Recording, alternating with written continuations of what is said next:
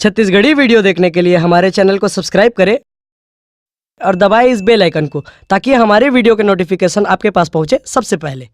दीवान तय बनाए माया मूला फसाए अंत से ममुर समाएगा नैन की जादू चलाए।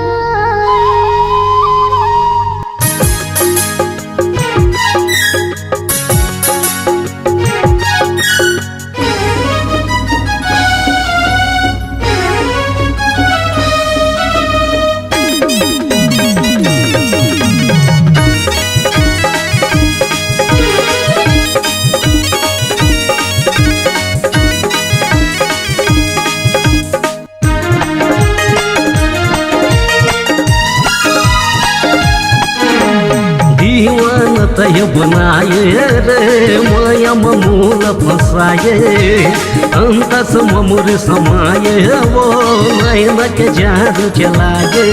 मुरझैन खो गए रानी मुरझैन खो गए इन रैन हो गए रानी इन रैन हो गए। अंत से ममुर समाएगा नैन की जादू चलाए।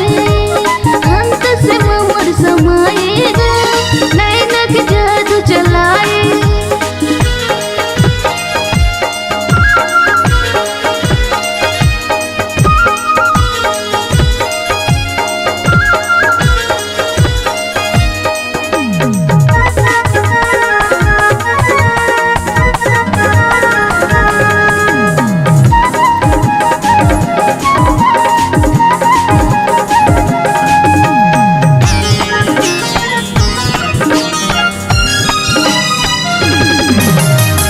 तोर गाँव न जाना है रानी हो गे माया प्रीतिया मूलया अपन सजना बनाल तोला बनाहु रे सजनिया।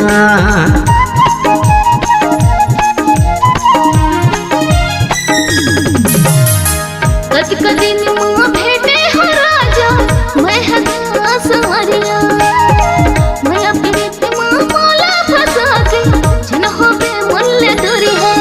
मुरझैन खो गए रानी मुरझैन खो गए इन रैन हो गए रानी इन रैन हो गए।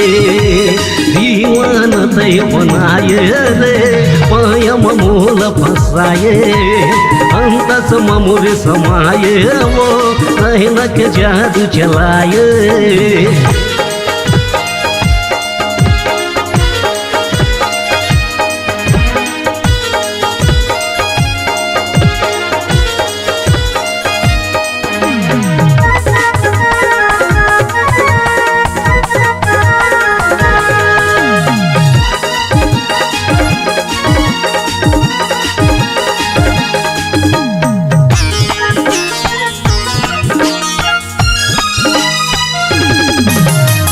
कत कदूरिया हवस रे रानी प्यास नया रू तोर ले या तोला नैया वन रमोही एको घड़ी रे पहर ले।